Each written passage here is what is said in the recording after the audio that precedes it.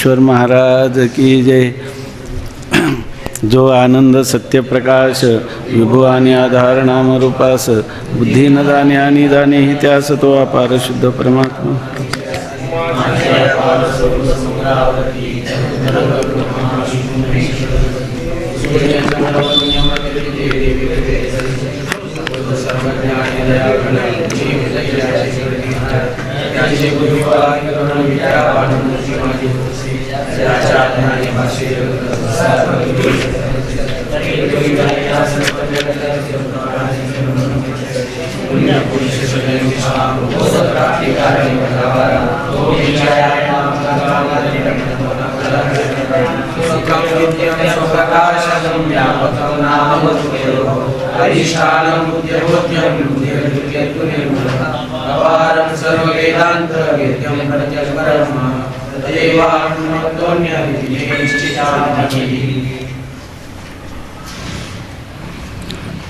आता लय चिंतन चालले, लय चिंतनाचं स्वरूप सांगितलं आणि आतापर्यंत जे काही स्थूल ब्रह्मांड आहे यांचा लय कुठं मायेमध्ये केला। तर आता माया या मायेचे एकार्थवाची अनेक शब्द आहे।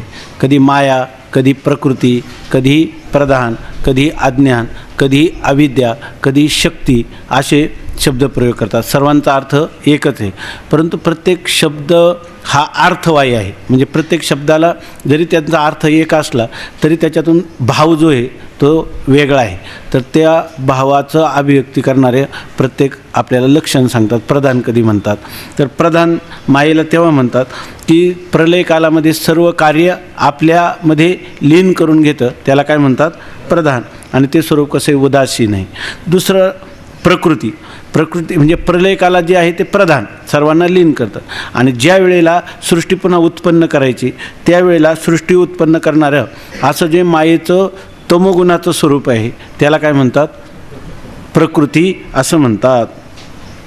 म्हणजे मायेचं तमोगुण प्रधान जे स्वरूप त्याला प्रकृती असं म्हणतात। ते कशासाठी लागतं तर सृष्टी उत्पन्न करताना, कारण सगळे पदार्थ कोणाचं कार्य आहे मायेच्या तमोगुणाचं कार्य, म्हणून तमोगुण प्रधान जे स्वरूप मायेचं त्याला या ठिकाणी प्रकृती असं म्हणतात। आता जर आपण वेदांताचे वेगवेगळे ग्रंथ पाहिले तर त्याच्यामध्ये हे दिसत नाही, ह्या ग्रंथामध्ये सांगितलेले। कारण त्रिगुणात्मिका प्रकृती आहे ती प्रकृतीमध्ये सर्व जेव्हा लीन होऊन राहतं तेव्हा तिन्ही गुण तिथं असतातच की नाही प्रकृतीमध्ये।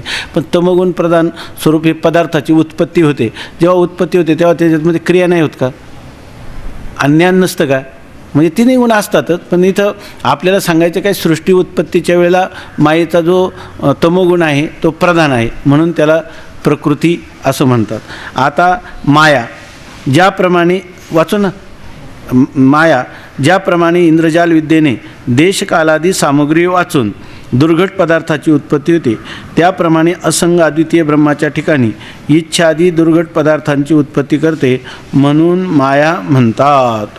आता माया हा शब्द तर सगळ्यांच्या परिचयाचाच आहे, तर माया का म्हणतात तर त्यासाठी उदाहरण दिलं इंद्रजाल।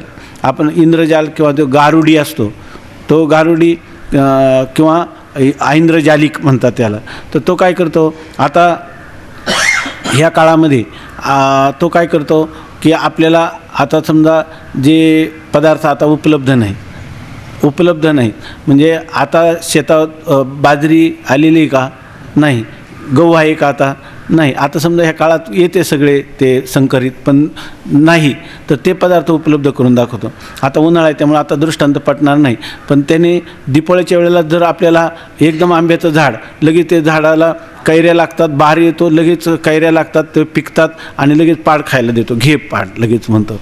आता वास्तविक उन्हाळ्याचं पीक आहे का नाही ते देतो कोणत्या, देश आहे का योग्य नाही, बरं तर कुठं करतो आकाशातच झाड उभार करतो, त्याला जमिनीत मुळं जात असतात ना, म्हणजे देशही नाही आणि कालही नाही तरी सगळं करतो की नाही। त्याची जादूच्या पेटीत हात घातला की तुम्हाला जे पाहिजे लाडू घ्या पेढे घ्या, आता त्याची असते हातच्याला की, पण हे सगळे पदार्थ योग्य देश काला वाचून उपलब्ध करतो की नाही। तर ती काय आपण म्हणतो की अहो हे काय खरं नाही, हे काय आहे त्या गारुड्याची माया आहे असं म्हणतो। तसा हा परमात्मासुद्धा एक गारुडी आहे आणि त्याची ही माया शक्तीच्या द्वारा हे पदार्थ तो सगळे उत्पन्न करतो। म्हणून सांगतात की ज्याप्रमाणे इंद्रजाल विद्येने इंद्रजाल विद्या जी आहे ती विद्या ज्याच्या ठिकाणी आहे असा तो ऐंद्रजाली किंवा गारुडी देशकालादी सामुग्री वाचून, त्याला कोणतीही देशकालादी सामुग्री नाही, जाऊन यायचं असलं तर जाऊन या बरं का, कोणाला म्हणून म्हणलं सुट्टी जायचं असलं या जाऊन, देशकालादी सामुग्री वाचून दुर्घट देशकालादिकांची उत्पत्ती होते. जे जे दुर्घट म्हणजे जे उत्पन्न होण्याला कठीण आहे, होणं शक्य नाही असे पदार्थ उत्पन्न होतात. योग्य देश नाही, योग्य काल नाही, अशा पदार्थांची सुद्धा तो गारुडी ज्याप्रमाणे उत्पत्ती करून दाखवतो त्याप्रमाणे असंग अद्वितीय ब्रह्माच्या ठिकाणी, ब्रह्म कसं आहे असंग, त्याला कोणाचा संबंध होत नाही, पुन्हा अद्वितीय आहे, त्याच्या वाचून दुसरा पदार्थसुद्धा नाही, आणि अशा ब्रह्माच्या ठिकाणी दुर्घट पदार्थांची उत्पत्ती करतो. जे पदार्थ हे जगत आहे असं जड दुःखरूप, ब्रह्म आहे असंग निर्विकार सच्चिदानंद अद्वय रूप, आणि त्याच्या ठिकाणी हे सगळं पदार्थ उत्पन्न करून दाखवतो. जिथं जे पदार्थ नाहीत तिथंच त्या पदार्थांची उत्पत्ती करून दाखवतो. रज्जूमध्ये सर्प नाही पण रज्जूमध्ये सर्प दिसतो. असं जी शक्ती करते तिला म्हणतात मायाशक्ती म्हणून सांगतात. त्याप्रमाणे असंग अद्वितीय ब्रह्माच्या ठिकाणी इच्छादी दुर्घट पदार्थांची उत्पत्ती करते. असं जे पदार्थ आहे, जो पदार्थ एकटाच आहे, दुसरा पदार्थ नाही, अद्वितीय आहे, त्याला कोणाचा संबंधसुद्धा नाही, ते असंग आहे, त्याच्या ठिकाणी इच्छा उत्पन्न होईल का? तर पण इथं जो श्रुतीमध्ये लिहिलं स ऐच्छतो, तो इच्छा करता झाला, तो एकाकी न रमते, त्याला एकट्याला कर्मेना सद्वितीयम ऐच्छत, त्यांनी दुसरा असावा अशी इच्छा करता झाला. इच्छा होणं शक्य आहे का? असंग निराकार उदासीन परमात्मा स्वरूपाच्या ठिकाणी झाली की नाही? मग ती इच्छा कोण उत्पन्न करते? कोणती शक्ती आहे ती? अर्थात माया दुर्घट पदार्थांची उत्पत्ती करते. असंग अद्वितीय ब्रह्माच्या ठिकाणी इच्छादी दुर्घट पदार्थांची उत्पत्ती करते म्हणून माया म्हणतात. तिला माया हे नाव आलं. आता अज्ञान नाव का आलं? तर स्वरूपाचे आच्छादन करते म्हणून अज्ञान म्हणतात. आपल्या स्वस्वरूपाला अज्ञान काय करतं? आपल्या आत्मस्वरूपाला, स्वतःच्या स्वरूपाला आच्छादित करतं म्हणून त्याला काय म्हणतात? अज्ञान, म्हणजे आवृत्त करतं म्हणून. आता अविद्या का म्हणतात? तर ब्रह्मविद्येने नाश पावते म्हणून अविद्या म्हणतात. ह्या व्याख्या ज्याच्या सगळ्या ठिकाणी समजायच्या नाही. अविद्या म्हणा कधी प्रकृती म्हणा, सगळ्यांचा अर्थ काय आहे? एकच आहे, पण त्यांनी एक चिंतन म्हणून लिहिलेलं आहे. हे आपल्या लक्षात असलं तर चांगलीच गोष्ट आहे. तर अविद्या त्याला का म्हणतात? तर ब्रह्मविद्या उत्पन्न झाली की ह्या विद्येचा काय होतो? नाश होतो. ती अविद्या येणे नावे मी विद्यमानाची नव्हे स्वभावे, हे अविद्याची सोय सांगत असे. अविद्या तोंडाने काय सांगते? अविद्या मी नाहीच, आणि आपण म्हणतो अविद्येतून तरुण जाण्यासाठी काय उपाय केले पाहिजे. जी तोंडाने सांगते मी नाही आणि तिच्यातून आपण काय म्हणतो? तिच्यातून मला तरुण जायचं आहे की नाही? एक प्रकारचा आपलं हे अज्ञानच आहे की नाही? याच्यामध्ये जी अविद्या सांगते मी नाही आणि आपण म्हणतो अविद्या आहे, आणि त्या अविद्येतून तरुण जाण्याचा येथे एकच लीला तरले आहे की नाही असं म्हणतो. हे कोणासाठी? अज्ञानासाठी का ज्ञानी पुरुषासाठी? हे अज्ञानी पुरुषासाठी आहे की नाही? अज्ञान शोध तिनं काय केलं? तर अज्ञानाने काय केलं? आपलं ज्ञान, स्वरूपभूत ज्ञान त्याला आच्छादित केलं. आणि अविद्येला का म्हणतात?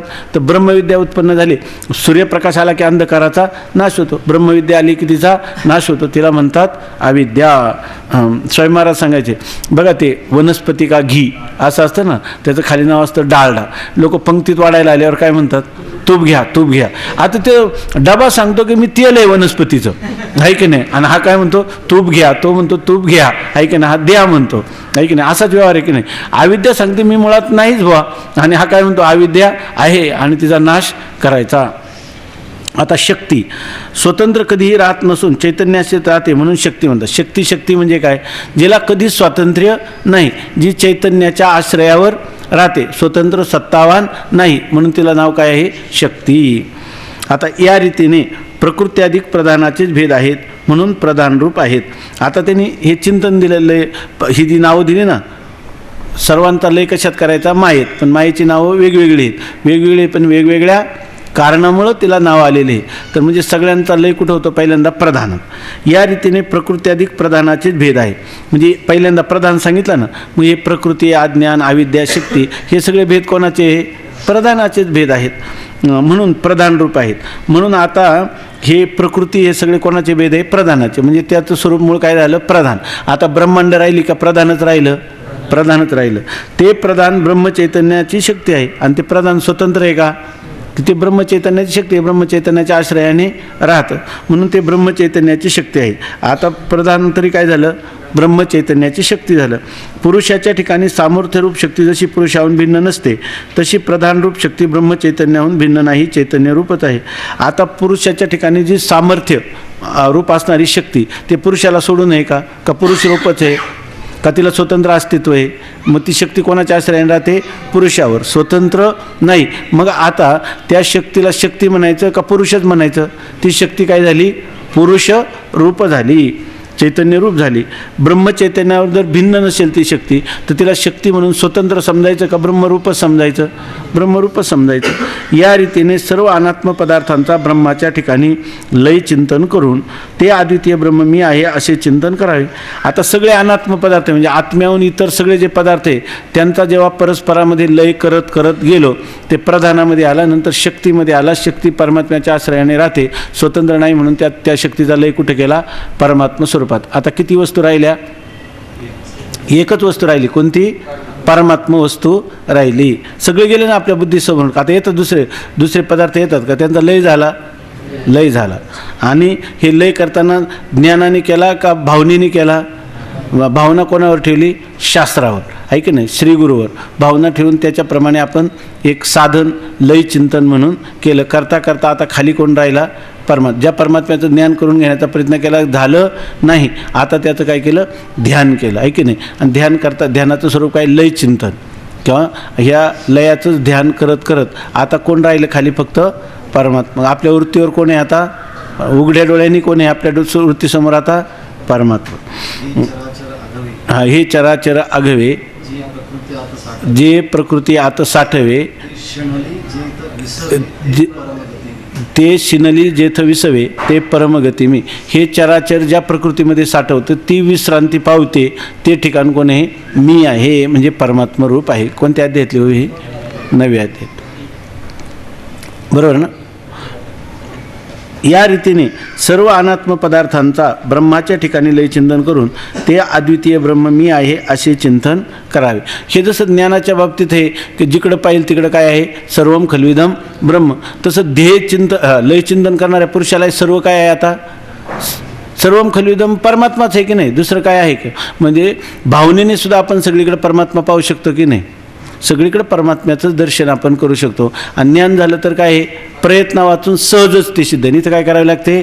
शास्त्रावर विश्वास ठेवून भावना करावी लागते. पण परमात्मा दर्शन भावनेनेही करता येतं आणि बुद्धीनेही करता येतं. या रीतीने सर्व अनात्म पदार्थांचा ब्रह्माच्या ठिकाणी लय चिंतन करून ते अद्वितीय ब्रह्म मी आहे असे चिंतन करावे. ज्यास ठीक आहे ना? ज्यास महावाक्याचा विचार करूनही, म्हणजे काय आहे? ज्ञान पुरुषाला जसं हे दिसतं सर्वत्र परमात्मा, तर भावनाशील पुरुषसुद्धा जर शास्त्रावर गुरुवाक्यावर श्रद्धा असेल तर तो सुद्धा आपल्या निश्चयापासून ढळत नाही. त्याला कोणत्याही पदार्थामध्ये आपपर किंवा ज्येष्ठ कनिष्ठ हा भाव राहत नाही. त्याचा भाव काय होतो? व्यापक होतो. दिसतो हा तैसा नव्हे. भावनेने जेव्हा त्याला त्या परमात्म्याचं चिंतन करतो तो पांडुरंगाचं दर्शन करताना सुद्धा काय म्हणतो? हा विटेवर चैतन्याचा गाभाच आहे. नेनो ब्रह्म मार्ग चुकले उघडे पंढरपुरा आले, ऐके नाही? पण त्याला म्हटलं मग एवढंच आहे का? विटेवर उभा असणारा पांडुरंग सर्व जगदात्माच आहे, परंतु तो एवढाच आहे ना विटेवर? तो म्हणतो नाही. दिसतो हा तैसा नव्हे, सर्व दिशा व्यापक, सर्व ठिकाणी त्याला परमात्मा दर्शन करता येतं. त्याच्या बुद्धीमध्ये कोणताही चळढळ होत नाही. मी कालच एक उदाहरण वाचलं सहज. महापुरुषाला सगळ्या ठिकाणी परमात्मा दर्शन होतं, त्यामुळे त्याला गुण दोष किंवा अपप्रभाव राहत नाही. त्यांनी रामानंद स्वामींना एक प्रश्न त्यांनी उदाहरण दिलं त्यांच्या गुरूंचं, अभयानंद स्वामींचं. ओंकारेश्वरच्या आश्रमामध्ये एक मुलगा आला आणि तो तिथं राहिल्यानंतर काही दिवस राहिला आणि त्याने आश्रमातले काही चोरी करून तो एकदम रात्रीचं निघून गेला. सगळ्या आश्रमात चर्चा झाली. आता गेला तर काही त्याचा शोध लागला नाही. पुन्हा त्याच साधुवेशात 4-5 वर्षांनी तो पुन्हा त्याचा आश्रमात आला. आश्रमात आल्यावर त्यांनी सांगितलं आपको क्या चाहिए, काय पाहिजे? तो म्हणलं काही नाही, मला ह्या आश्रमात राहायला स्थान मिळावं. त्या स्वामीजींनी त्याला ओळखलं, पण त्यांनी सांगितलं की मला इथं राहायचं आहे, मला इथं साधन भजन करायचं आहे. त्यांनी सांगितलं राहा. तो राहिला. आणि जेव्हा त्या लोकांनी दुसऱ्या आश्रमातल्या पाहिलं की हा मनुष्य तर परत आलेला आहे, मग त्या सगळ्यांनी स्वामीजींनी सांगितलं की हा पूर्वी चोरी करून गेलेला आहे, आता याला इथं आश्रमात स्थान देऊ नका. त्यांनी सांगितलं राहा. त्याला राहा. मग ते काही त्यांनी काही कोणाचं ऐकलं नाही. तर नंतर मग त्या लोकांनी त्यांचा एक ग्रहस्थ भक्त होता, एक शेठ सावकार कोण, तो आला, त्याला सांगितलं. तर मी सांगतो स्वामींना समजावून. मग तो स्वामींना समजावून सांगायला लागला की तुम्हाला व्यवहार कळत नाही, तुमचं काम म्हणजे काय, माया ब्रह्म वगैरे करणं हे तुमचं काम आहे. व्यवहाराचा सल्ला आम्हाला विचारला पाहिजे, आहे की नाही. लोक साधूला फार शिकवतात लवकर. ते म्हणे की हा सल्ला तुम्हाला विचारला पाहिजे. त्यांनी सांगितलं आम्हाला. तर ते म्हणे काय, म्हणे तुम्हाला व्यवहार कळत नाही. ते म्हणे कोणता व्यवहार. ते म्हणे अहो, जर सरळ ह्या माणसाने चोरी केलेली आणि चोरी करून गेला आणि पुन्हा आला आणि तुम्ही पुन्हा त्याला आश्रय दिला, उद्या तो पुन्हा चोरी करून जाईल की नाही.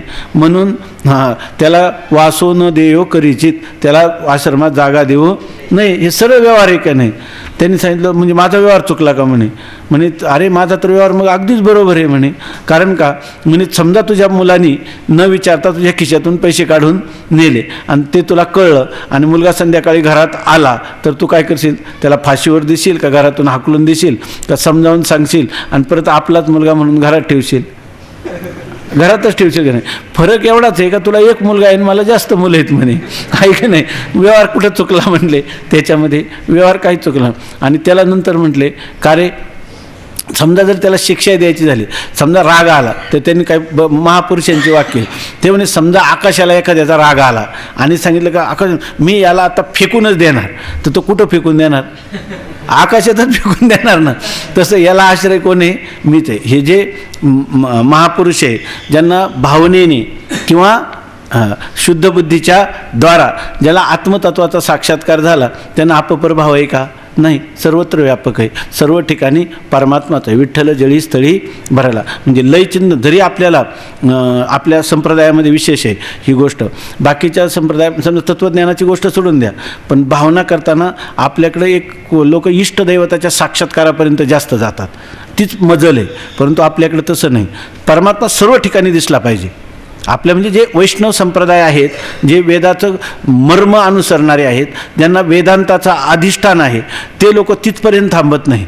ते काय करतात की ते ज्या माझं इष्टदैवत आहे त्या इष्टदैवताचं सर्वत्र दर्शन घ्यायचं. म्हणजे हे दर्शन भावनेने पण घेता येतं आणि ज्ञानाच्या अंगाने पण घेता येतं. हे म्हणजे जरी आपल्याला ज्ञान नसलं झालं तरीसुद्धा परमात्मा दर्शन आपल्याला करता आलं पाहिजे. फक्त त्याला चक्षु कोणता आहे, भावचक्षु आहे. आणि यांचा चक्षु कोणता आहे, ज्ञानचक्षु, एवढाच त्याच्या ठिकाणी फरक आहे. इतकंच नाही तर आपल्या संस्कृतीत कर्म करीत असताना देखील हा भावचक्षुचा उपयोग करता येतो. आपण जी सेवा करतो, तुकाराम महाराज म्हणतात, जे जे काही करीतो देवा ते ते सेवा समर्पे. मी जे जे काही करतो म्हणजे जे कर्म करतो, यद्यत कर्म करोमी तत्तदखिलम शंभो तव आराधन, हा भावचक्षुच आहे का नाही. आणि त्या ठिकाणी करत असताना आपण काय म्हणतो, कायेन वाचा मनसेंद्रियैर्वा बुद्ध्यात्मना वा अनुसृत स्वभावात करोमी यद्यत सकलम परस्मयी नारायणायती समर्पयेत. नारायणाला समर्पण करतो, याचा अर्थ नारायण कुठे आहे, सर्वच ठिकाणी परमात्मा आहे असं समजून आपण जी जी सेवा करतो ती त्या परमात्म्याची. म्हणजे कर्म करत असताना सुद्धा हा माझा, असं जर केलं तर किती संसार सुखाचा होईल की नाही. मला हा जो मुलगा आहे हा माझा मुलगा नाही, हा परमात्मा मला सांभाळी दिलेला आहे. हे माझे वडील नाहीत, हा पितृ देवोभव हा परमात्मा आहे. आणि त्यांची केलेली सेवा ही सेवा भक्तीच होते की नाही. आणि ती भक्ती ज्ञान फलपर्यवसाय होते की नाही. आणि सर्व अनुभूती कशाची देते, व्यापकाचीच अनुभूती देते की नाही. म्हणून हे सगळं सांगितलेलं आहे. सगळे विचार तुम्ही कर्म करा, उपासना करा, ज्ञान करा, काही केला तरी सर्वात्म भावच आपल्या वेदांनी सर्वत्र ओतप्रोत सांगितलेलं आहे. पण आपण ते मर्म जाणत नाही आणि त्यामुळे आपण परिच्छिन्न राहतो. संकोचोनी कार्य झालाशी लहान. पण तुकाराम महाराज काय म्हणतात, घे आपोषण ब्रह्मांडाचे. सगळं ब्रह्मांड हे काय आहे, माझा आत्माच आहे. आपल्याकडं रामकृष्ण परमहंस एक साधू संन्यासी फक्कड महात्मा, आणि त्यांना काय गवत कापायला लागलं त्या अंगणात कोणी, तर ते गवत कापताना ते म्हणे, अरे लवकर जाऊन त्याला बंद कर. कारण का, तर मला सारखं माझ्या याच्यावर त्या विळ्याच्या काय व्हायला लागलेत, आघात व्हायला लागलेत म्हणे. ते पाहिलं तर सगळे त्याचा काप घेतल्यासारखे पाठीवर उरण त्यांच्या दिसायला लागले, म्हणजे त्या रेषा दिसायला लागल्या. का, तर गवताशी सुद्धा काय केलं त्यांनी, अंतःकरण वृत्तीचं तादात्म्य केलं. अशा प्रकारचं होते कोण, भक्त, आहे की नाही. ज्ञानी नव्हते का, ज्ञानी पण होते, आहे की नाही. परंतु तरीसुद्धा ह्या भावना ज्या आहेत किंवा ज्ञान जे यांचं काय केलं जीवनामध्ये समन्वय आणि ते सर्व आपल्या त्याला काय म्हणतो आपलं प्रत्यक्षात आणलं, अनुभूतीत आणलं किंवा भावनेत आणलं, त्याचं प्रॅक्टिकल केलं. अशा प्रकारचे आपलं ही धारणा आहे आपल्या संप्रदाय. हा संप्रदाय खूप मोठा व्यापक आहे.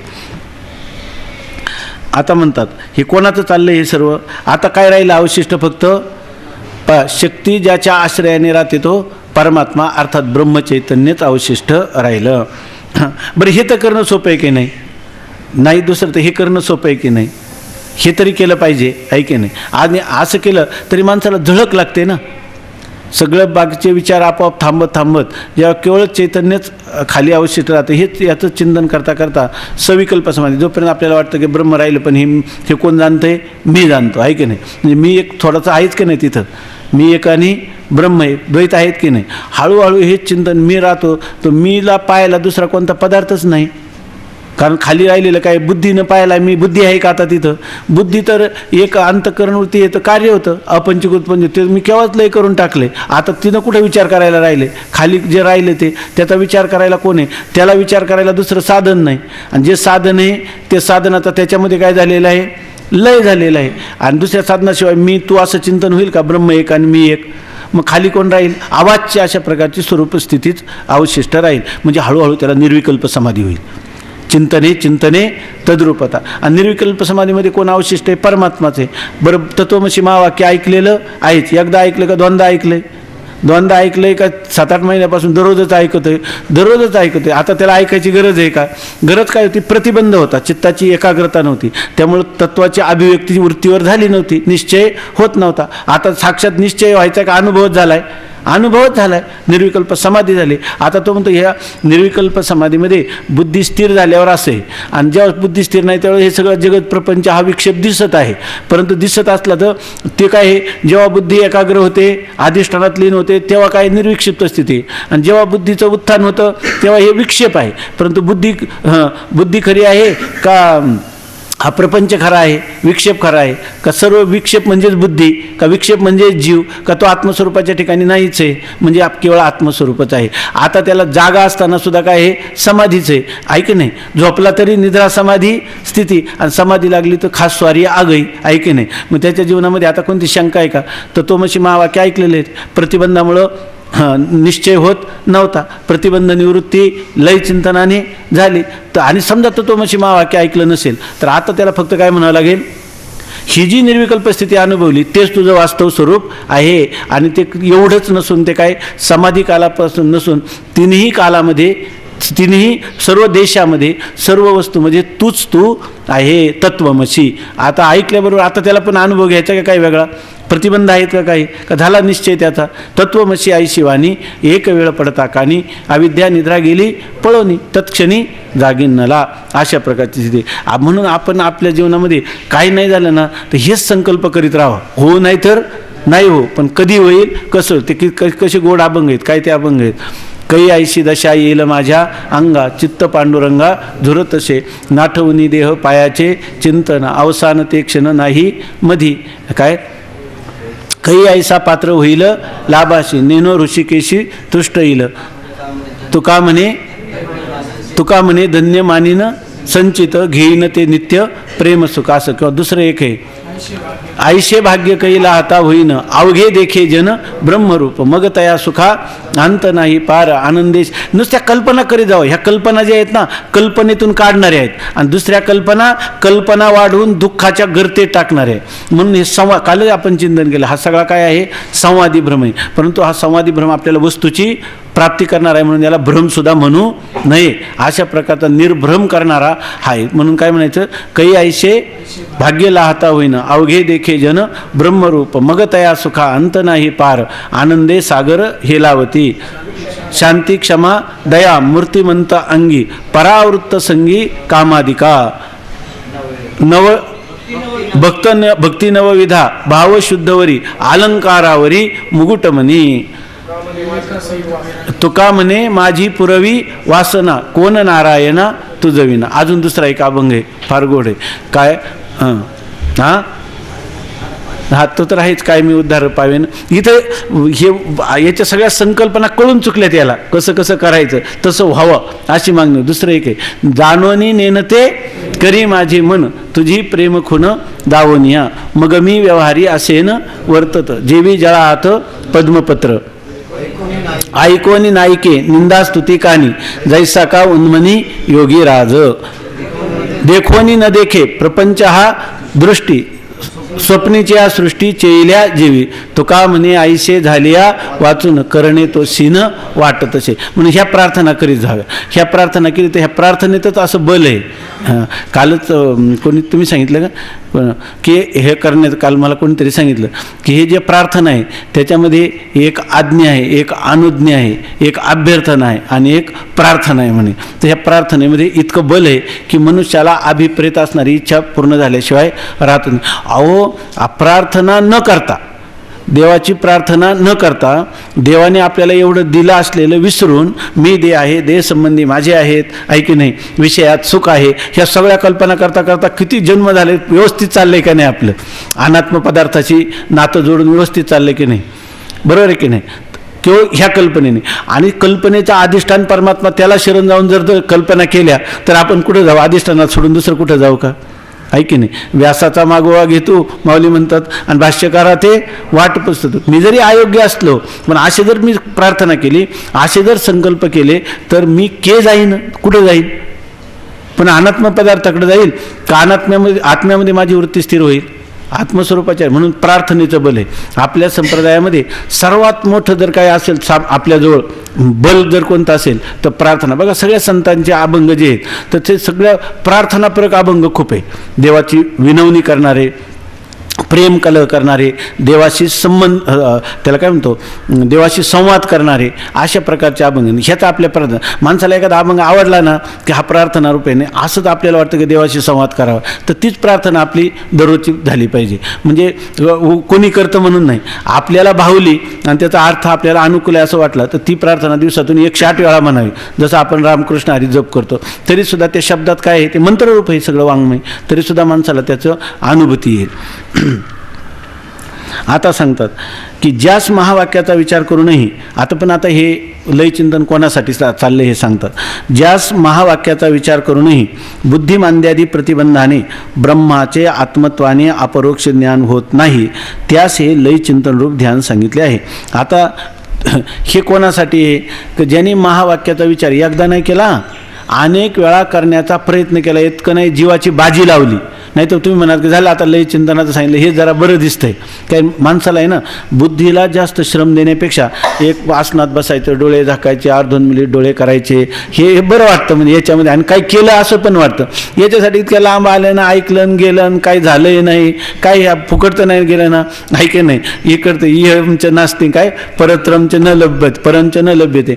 इथलं असलं सोडलं, काही जप गेला, ध्यान गेलं, प्रदक्षिणा गेली, आणि पुन्हा परमचं लभ्यते. आणि ते फक्त झावळं काहीतरी वाटलं, मी ब्रह्म आहे असं तर काही वाटलंच नाही. उलट नेला मी देहच आहे हा निश्चय उलट आणखीन दृढावला. श्रवण करतो वेदांताचं, मनन करतो संसाराचं, साक्षात्कार होतो दुःखाचा, असं तर दररोजच चालू आहे. बरं, एक दिवस नाही, बोलता बोलता महिन्याना महिने, वर्षाना वर्ष चालली आहे का नाही. असं काय कशासाठी सांगितलं, हा, तर असं एखाद्याला जर वाटलं किंवा एवढं करून नाही होत तरी त्यांनी प्रयत्न करावे. श्रवणाच्या आटोकाट प्रयत्न करूनही मात्र जमलं नाही तर उगाच आपण स्वतःची फसवणूक करू नये. त्या श्रीगुरूंना विचारावं की हे आम्ही आता ऐकून झालं. आमचे ते एक महाराज आहेत, ते एक दिवस रात्रीचं झाले, मोठ्याने रडायला लागले. तर ते काय, आपले मधुकर महाराज, त्यांना ते म्हणायचे की मला हे चिंतन तर करायचं आहे. मग आम्ही म्हणलं थोडं संस्कृत शिका. ते 4-5 पाठ झाल्यावर ते म्हटले की नाही बा, हे संस्कृतचं नाही, मला नाही आकलन होतं. तेव्हा ते रडायला लागले. मग म्हणलं जाऊ द्या, हे सोडून द्या, त्याच्या वाचून काही राहत नाही. माऊलीने आपल्याला सगळं मराठीतून करून ठेवलेलंच आहे ना, संस्कृत जाऊ द्या, मग आपण आपलं हे चिंतन करू, विचारसागर ज्ञानेश्वरी, ते करायला. त्याच्यातही ते अर्ध्यातच गळाले. ते परत आले, परत रडायला लागले. ते म्हणले किंवा हे सुद्धा मला हे मायान ब्रह्मन विवर्त एकच शब्द ध्यानातच बसत नाही म्हणे. मग त्याच्यापेक्षा मला असं वाटतं की मी काहीतरी दुसरं चिंतन करावं. मी तुमच्या भिडेने फक्त इथे येतो. मग त्यांना म्हणलं आता भीड पण बाळगू नका, तुम्ही तुमचं जे चिंतन आहे ते करा. पण म्हणजे त्यांनी प्रयत्न केला आटोकाट.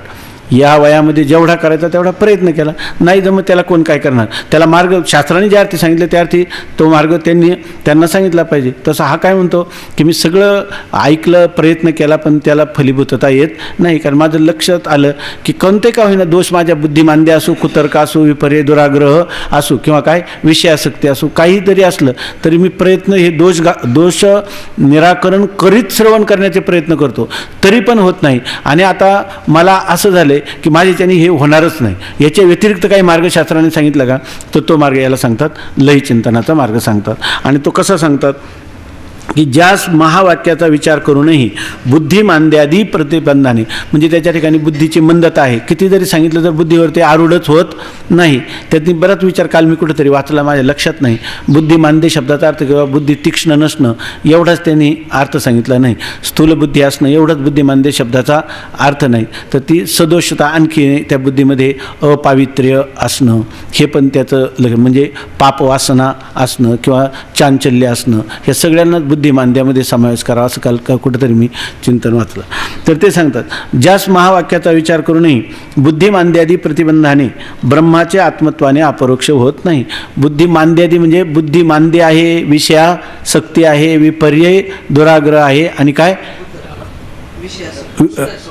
कुतर्क अंतकरणामध्ये आहे, आणि त्याच्यासाठी प्रयत्न केले तरी होत नाही. तर मग त्याने आता लय चिंतन रूप ध्यान करावं असं सांगतात. ज्ञान आणि ध्यान यात इतका भेद आहे की ज्ञान हे प्रमाण प्रमेयाधीन आहे, विधी किंवा पुरुषेच्छाधीन नाही.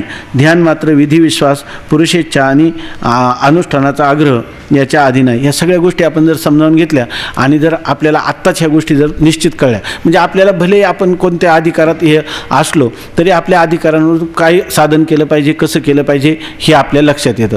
आणि त्यासाठी त्याची पद्धती एक एक ओळीतच सांगितलं, 4-4 शब्दच सांगितले, पण हे जर आपल्या लक्षात ठेवलं तर आयुष्यभर आपल्याला शंका नाही. नाही तर सारखं गेलं, काही लोक सत्संग करतात आणि मला समाधान का प्राप्त होत नाही आणि मी काय साधन करू. दुसऱ्या साधूकडे गेलं का तेच विचारतात, तिसऱ्या साधूकडे गेलं का तेच विचारतात. कोणतं साधनावरही आरूढ होत नाही आणि काहीच होत नाही. मग याचं गेलेलं हे शास्त्र श्रवणाचं त्याला काय सामंजस्य त्याला झालं नाही, त्याला त्याचं समन्वय झाला नाही असा अर्थ आहे. मोठे बा सांगायचे की आता 4 वर्षे म्हणे आम्ही काय शिकवलं तुम्हाला, ज्ञानेश्वरी, गीता, पंचदशी आणि त्याच्यामध्ये जीवनाचं सार सर्वस्व सांगणारे सिद्धांत सांगितले आहे की नाही. आणि मुलं 4 वर्ष झाले येऊन काय विचारतात, बुवा आता 4 वर्ष झाले आम्ही पुढं काय करू. ते म्हणे पुढं काय करायचे हे तर 4 वर्ष सांगितलं तुला, ऐक नाही. पुन्हा विचारतो, ऐके पुन्हा विचारतो. याचा अर्थ त्याला ते जी काही आता इथं लय चिंतन सांगितलं, नसेल भाऊ तुला ज्ञान झेपलं तर लय चिंतन कर, नसलं तर वारी कर महिन्याची, ऐक नाही. नसलं तर नामानुष्ठान कर, नसलं तर निष्काम कर्मयोग कर, ऐक नाही. तसला नसेल जमत तर घरी जाऊन जोडून या धन उत्तम व्यवहारे कर, काही पण कर, ऐक नाही. पण काही कर पण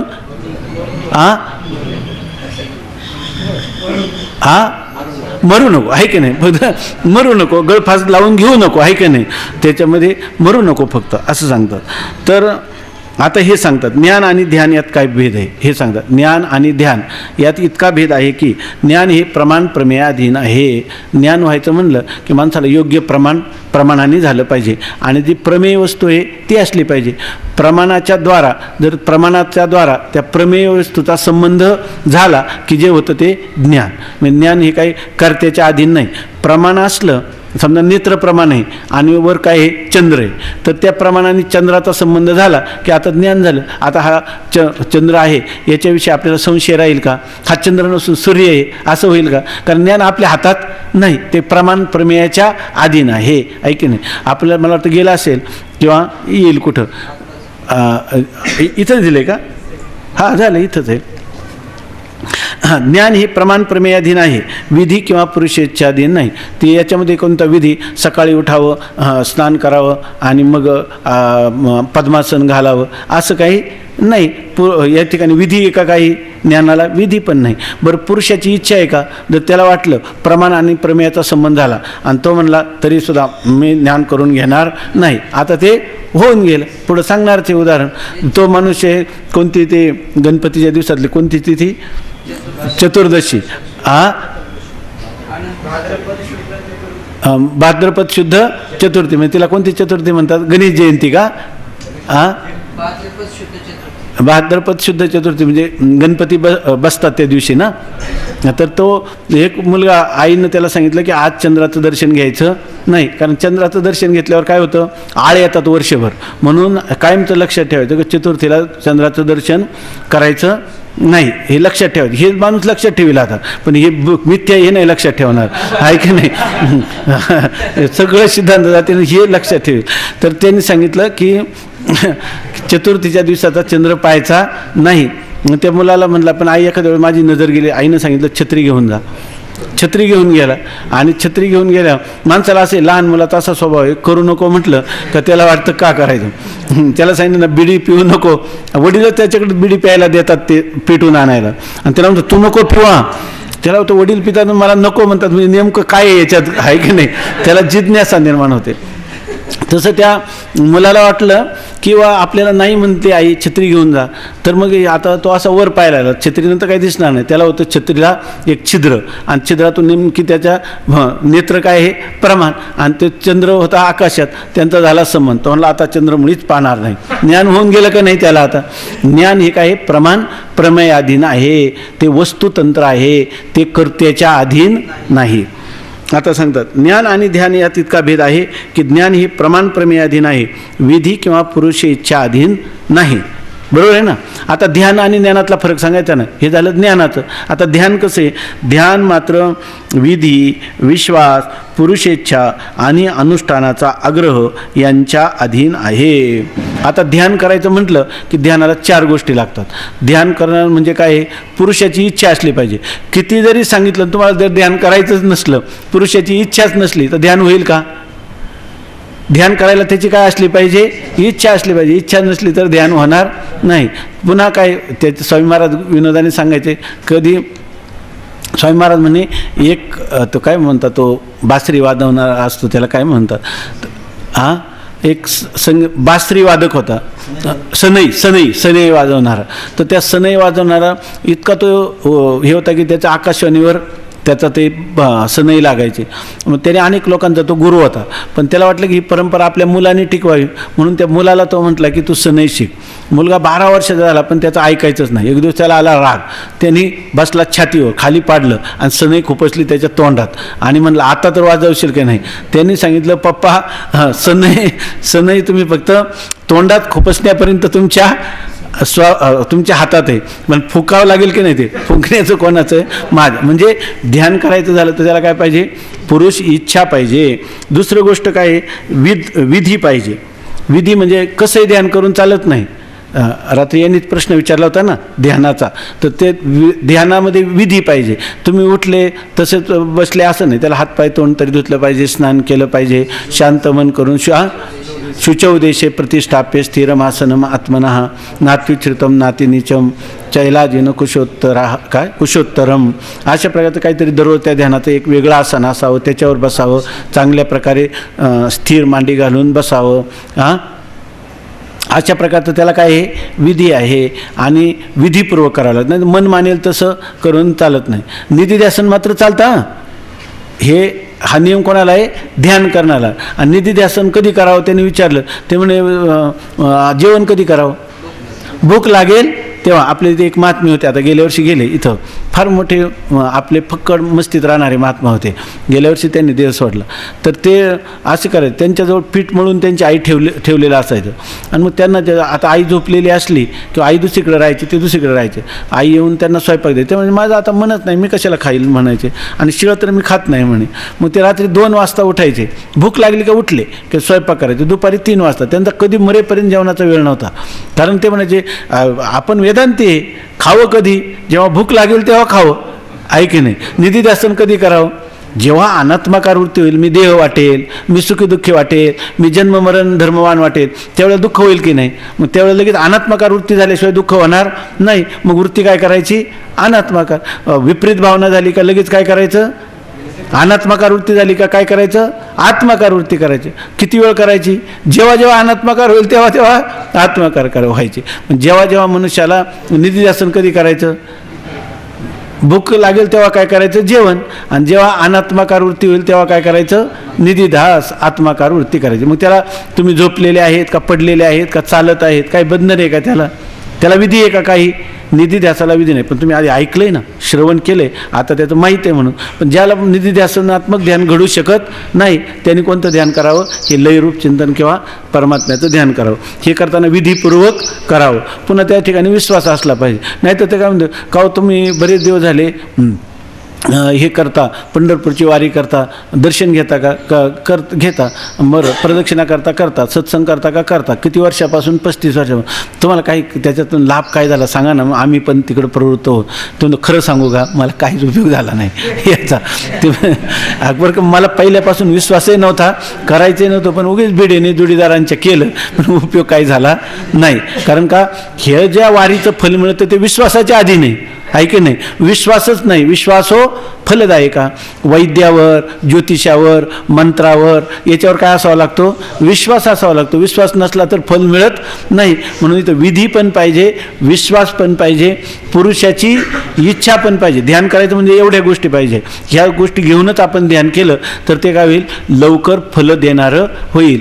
नाहीतर मनुष्य ती नाव जर तीराला बांधली, कुठं नदीची ती नाव तीराला बांधतात ना कुठं एखाद्या खुंट्याला, आणि रात्रभर वलवली तर ती काय होते? त्या पलीकडच्या तीराला जाते, आहे की नाही?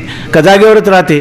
तसं हे ध्यान किती काळ केलं तर आपलं कसं आहे, स्वामी महाराज म्हणायचे दगड आहे ना, तर तो पाण्यात किती वर्ष ठेवला म्हणजे बोटचापा होईल? दगड पाण्यात किती वर्षांनी बोटचापा होतं आपल्याला माहिती आहे. 1-2 वर्षात थोडाच होतं. 25-25 वर्ष ठेवा लागतो, आहे की नाही? तेव्हा बोटचापा होतो का? कधीच होत नाही. तसं विधी विश्वास हे नसलं, त्याच्या ठिकाणी पुरुषाची इच्छा नसली तर ध्यान फलदायी होत नाही. आणि याशिवाय सगळ्यात शेवटी एक सांगितलं काय? अनुष्ठानाचा आग्रह. नाही तर काय म्हणते, आज आहे ना थोडं जेवण जास्त झालं त्यामुळे आज जप जरा कमी केला, सोडून दिला, आज काही ध्यान केलं नाही. करायचं म्हणल्यावर काय लागतो? अनुष्ठान करण्याचा आग्रह लागतो. काही झालं तरी चालेल, परंतु माझा नित्यक्रम मी सोडणार नाही. एवढ्या गोष्टी ध्यानासाठी लागतात. ध्यान मात्र विधी विश्वास, पुरुषेच्छा आणि अनुष्ठानाचा आग्रह याच्या अधीन आहे. जसे प्रमाण, नेत्र आणि प्रमेय घटादी यांचा संबंध होतात, विधी विश्वास व पुरुषेच्छा या वाचूनही घटाचे प्रत्यक्ष ज्ञान होते. उदाहरण दिलं त्यांनी.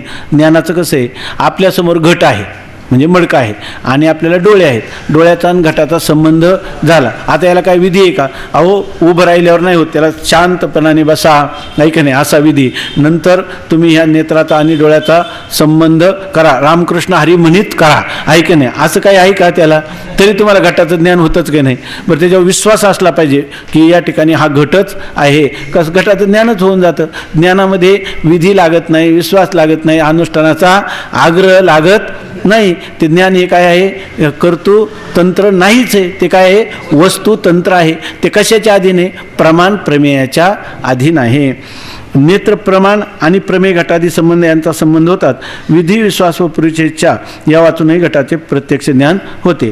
असे पहा की भाद्रपद, आता हे झालेलंच आहे आपलं, आता सांगितलंच आहे. असे वाचू ना पुढं. असे पहा की भाद्रपद शुद्ध चतुर्थीच्या दिवशी चंद्रदर्शनाचा विधी नाही, उलटा निषेध आहे. आणि पुरुषात चंद्रदर्शन होऊ नये असे वाटते, म्हणजे पुरुषेच्छाही नाही. भाद्रपद शुद्ध चतुर्थीचा चंद्र हा वर्षभर अंगावर आग घालवणार आहे, म्हणून माणसाला पुरुषाची इच्छा आहे का त्याला त्या चंद्राला पाहावं? बरं, शास्त्रामध्ये त्याचा निषेधही आहे. तथापि कोणत्याही प्रकाराने नेत्राचा आणि चंद्राचा संबंध होतात, चंद्राचे प्रत्यक्ष ज्ञान होते. कोणत्याही कारणाने, म्हणजे छत्रीला भोक वगैरे असल्यामुळं किंवा खाली पाहून चालता चालता एक जणांनी मागून धक्का दिला, असा पडला खाली, वर गेला, कोणतंही कारण असे नका, पण त्याचा नेत्राचा आणि त्या चंद्राचा सूर्य संबंध झाला. आणि पुरुषात चंद्रदर्शन होऊ नये असे वाटते, म्हणजे पुरुषेच्छाही नाही. तथापि कोणत्याही प्रकाराने नेत्राचा आणि चंद्राचा संबंध होतात, चंद्राचे प्रत्यक्ष ज्ञान होतेच. या अनुभवावरून ज्ञान हे प्रमाण प्रमेयाधीन आहे की नाही? आणि ध्यान हे कोणाच्या अधीन आहे? विधी विश्वास आग्रह आणि पुरुषेच्छा ह्या सगळ्याच्या अधीन. ध्यान मात्र तसे नाही. ध्यान कसं आहे? कारण शालिग्रामाच्या ठिकाणी विष्णू रूपाने ध्यान करील तर त्यास उत्तम लोक प्राप्त होतो. या शास्त्रविधीने उपासक विष्णूची चतुर्भुज शंख चक्र गदा पद्म लक्ष्मी सहित मूर्ती जाणतो. आता ध्यानात तसं नाही. ध्यानात काय असतं? एक नर्मदेचा गोटा किंवा एक शालिग्रामाचा फुटका तुकडा, आणि त्याला काय म्हणायचं? ध्यान कसं करायचं? हा शालिग्राम म्हणजे भगवान श्री विष्णूची शंख चक्र गदा पद्म सहित देखित करी, देखिला देखिला माये काय देवाधिदेव बरवा. अशा प्रकारचं चिंतन करायचं की या ठिकाणी एका आसनावर बसायचं आणि हा शालिग्राम म्हणजे भगवान विष्णू आहे असं चिंतन करायचं. दिसतो तुकडा दगडाचा आणि चिंतन काय करतो चतुर्भुज विष्णूचं. का विधी आहे तसा शास्त्राने सांगितलेले, त्याच्यावर काय आहे विश्वास आहे. आणि जरी कधी कधी मन उबगलं तरी आग्रहाने करतो, आहे की नाही. कारण का चतुर्भुज विष्णूच्या ध्यानाच्या द्वारा त्याच्या प्राप्तीची माझी इच्छा आहे, पुरुष इच्छा आहे की नाही. ध्यान वेगळं आहे की नाही आणि ज्ञान वेगळं आहे. सोपं ध्यान आहे का सोपं ज्ञान आहे. ध्यानामध्ये कष्ट आहेत का ज्ञानामध्ये कष्ट आहेत. ध्यानामध्ये कष्ट आहे की नाही. मग माणसाला कष्टाने मिळालेलं बरं वाटतं का बिना कष्टाचं बरं वाटतं. मग आपण ज्ञान करून घ्यावं का ध्यान करावं. ज्ञान करून घ्यावं, आहे की नाही. बरं ज्ञानात तुझे कष्ट किती आहे, थोडे का नाहीतच की नाही आहेत. काय कष्ट आहे थोडे. स्वामी महाराज सांगायचे फुलकुस करायला एवढा त्याग आहे, जेवढा आपल्याला त्रास आहे एवढाही ज्ञानाला त्रास नाही. हे तर कितीतरी करावं लागतं की नाही. मांड्या मोडायच्या, आता माझे गुडघे दुखत आहेत मग पाय खाली कर वर कर, आहे की नाही. याच्यामध्ये विधीच्या विरुद्ध जावं लागतं. ज्ञानामध्ये काही कष्ट आहेत का, काही कष्ट नाही. जिथं असेल तिथं काय तुम्ही ब्रह्म आहात, ज्या ठिकाणी आहात. बरं तुम्ही नित्य आहात, कोणत्या काळात ब्रह्म नाही का, कोणत्या देशात नाही का. फक्त काय ब्रह्म नाही असा जो भ्रम आहे तो आपल्या जवळचा मूळचा आहे का आगंतुक आलेला आहे का आपण ओढून घेतलेला आहे. जे आपण कपडा घातला त्याचा त्याग करू शकतो का नाही आपण, का शरीराचा त्याग करू शकतो. तसं आपल्या स्वरूपाचा त्याग करायचा आहे का नाही. बाह्य आगंतुक आपण स्वीकारलेल्या भ्रमाने त्या वस्तूचा त्याग करायचा. त्याग करायला कष्ट आहेत का प्राप्त करायला कष्ट आहेत. पैसे मिळवायला कष्ट आहेत का पैशाचा त्याग करायला सोपं आहे. पैसे मिळवायला त्रास आहे का पैशाचा त्याग करणं सोपं आहे. का दोन्ही बरोबर आहे. दोन्ही बरोबर आहे की नाही. मिळवणं कठीण आहे त्याग करणं सोपं आहे. ह्या ज्ञानामध्ये त्याग करायचा आहे. न इति हे नाही ते नाही. त्याग करायचा का काही मिळवायचे, काहीच मिळवायचं नाही. मग त्याग करायला काय कष्ट आहे. वस्तू सोडून द्यायला कष्ट आहेत का काही. बरं त्या वस्तू आपल्या ठिकाणी मूळच्या होत्या का नाही, भ्रमाने समजल्या होत्या. मग आता भ्रम झाला हे आपल्याला कळलं. आता तर जागेवर गाडी आली ना, आता सोडून द्यायला काय लागतं, सोडून द्यावं ना ते. आणि त्यात काय कष्ट आहे, काहीच कष्ट नाही. उलट आनंद आहे त्या त्यागामध्ये. त्यागात शांती ही अनंतरम. त्यागात आनंद आहे. आपण सांगितलं असेल स्वामी महाराज नेहमी सांगायचे, ते म्हणायचे की हा मनुष्य सकाळी शौचाला जातो बाहेर आणि आल्यानंतर सांगतो आज ब्रह्मानंद झाला म्हणतो. का शौचाला साफ होणं हे सुद्धा काय आहे एक आनंदाचं. ज्या माणसाला ब्रह्मानंद कळत नाही ते म्हणायचे त्याला शौचाला साफ झाल्यावर जो आनंद होतो तशा प्रकारचा थोडा व्यापक आहे असं सांगायचं स्वामी महाराज म्हणायचे. त्याच्यामध्ये काय केलं तर वास्तविक त्यांनी त्याग केला की नाही मलाचा, पण त्याग करण्यात त्याला काय झाला आनंद. दररोज आपल्याला हे निसर्ग शिकवतो की त्यागामध्ये काय आहे आनंद. आणि त्याग करायला काय लागतो. बरं ती तू आपली होती का, आपल्या ठिकाणी कायमची होती का भ्रमाने समजलेली होती. मग तिचा त्याग करायला काय अवघड आहे. मग ज्ञान सोपं आहे का ध्यान अवघड आहे. ज्ञान सोपं आहे आणि ध्यानही अवघड आहे. दोन्ही बरोबर आहे. आपलं काय उत्तर द्यायचं ठरलं जेव्हा विकल्प करून प्रश्न विचारतो तेव्हा त्याचं उत्तर काय द्यायचं, दोन्ही बरोबर आहे की नाही. दोन्ही काय आहेत बरोबर आहे. आता सांगतात ध्यान मात्र तसे नाही, कारण शालिग्रामाच्या ठिकाणी विष्णू रूपाने ध्यान करील तर त्यास उत्तम लोक प्राप्त होतो. आता उत्तम लोक यांनी पाहिलाय का, चतुर्भुज मूर्ती कधी पाहिली का, पण शास्त्रावर विश्वास आणि त्याप्रमाणे करतो. या शास्त्रविधीने उपासक विष्णूची चतुर्भुज शंखचक्र गदा पद्म लक्ष्मी सहित मूर्ती जाणतो. नेत्रप्रमाणाने शालिग्राम शिला जाणतो. दिसायला डोळ्याने नेत्रप्रमाणाने काय दिसते शालिग्राम शिला. आणि शास्त्रावर विश्वास ठेवून काय समजतो शंख. मग जसा पदार्थ आहे तसं चिंतन करतो का शास्त्राने सांगितल्याप्रमाणे चिंतन करतो. ध्यानामध्ये असं करावं लागतं. शास्त्र म्हणजे विधी पाहिजे, शास्त्रवचनावर विश्वास पाहिजे, अनुष्ठानाचा आग्रह पाहिजे आणि पुरुषाची इच्छा पाहिजे. तथापि विधी विश्वास आणि इच्छा यांनी शालिग्राम विष्णू आहे असे ध्यान होते. मग ज्याचं ध्यान करायचं तो पदार्थ तसाच असला पाहिजे असं आहे का चतुर्भुज विष्णू समोर असलं तरच ते विष्णूची पूजा होते का शालिग्रामाच्या शिळेवर सुद्धा विष्णूची ध्यान होऊ शकतं. कारण त्याला कारण कोणी ध्यान हे विधी विश्वास आग्रह आणि पुरुष इच्छा याच्या अधीन आहे. मग ज्ञान आणि ध्यान याच्यातला फरक कळला की नाही, कळा. आता ध्यानाचे प्रकार किती आहेत, ध्यानाचे प्रकार पुढं सांगतात. पुंडलिक वरदा हरी विठ्ठल श्री ज्ञानदेव